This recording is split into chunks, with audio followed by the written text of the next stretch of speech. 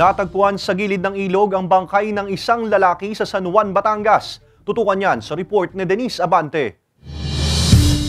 Nakadapa at nakataas ang pang-itaas na damit. Ganyan natagpuan ang bangkay ng 44 anyos na lalaking ito sa gilid ng ilog sa bahagi ng Sitio Tipaz Sulok, Barangay Tipaz, San Juan, Batangas, mag-alauna ng hapon noong Biyernes. Sa investigasyon ng pulisya, alas 3 daw ng madaling araw nang umalis ang biktima sa kanilang bahay kasama ang isang lalaki ayon sa mga kaanak nito. Magtatanghali na nang magtaka ang pamilya na hindi pa rin bumabalik sa bahay ang biktima. Dito na siya hinanap ng kanyang kapatid. So itong kapatid niya, dahil alam niya na nakamotor siya nung umalis siya, nagbabaka sakali yung kapatid niya na doon sa dike, yung riverbank, doon sa lugar nila, baka maaaring nalaglag siguro sa pagmamaneho. So by chance po na nung tinignan niya yung riverbank, may mga patak ng dugo. May nakita na siyang mga pag-aari ng biktima, yung tsinelas, salamin, at saka yung nakitang ebidensyang patalim. Na-recover sa crime scene ang isang ice pick at kutsilyo na posibleng ginamit sa pagsaksak sa biktima. Base sa autopsy report, may isang tama ng saksak sa likod at 2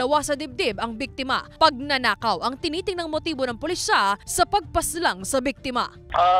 Nakikita natin motibo dito ay pagnanakaw po. Gawa po nung umalis siya, sabi nung kapatid niya, may dala po itong bag, cellphone, wallet, at saka po yung motor.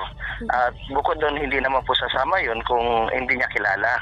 Kasama na rin po yung kumbaga pinagsamantalahan na yung pagkakataon na pwede siyang maging biktima para kukuhanin kung ano meron sa kanya tulad ng pera. Patuloy pa rin gumugulong ang investigasyon at paghahanap sa suspect sa krimen. Sinisika pa ng GMA Regional TV Balitang Southern Tagalog na makuhanan ng pahayag ang pamilya ng nasawing biktima hinggil sa insidente. Paalala naman ng pulisya sa mga residente, kailangan po tayong mag-ingat lalo na sa panahon ganito at sa mga oras ng gabi. Although kakilala naman natin yung tao, siguro kung lalabas tayo, magsasama tayo ng ating kasama o sasabihin natin sa ating mga kasama sa bahay na merong kaming pinuntahan at ito ang kasama ko para in case na meron pong mangyaring ganyan, hindi meron tayong tao na pwedeng maimbestigahan. Denise Abante, Balitang Southern Tagalog.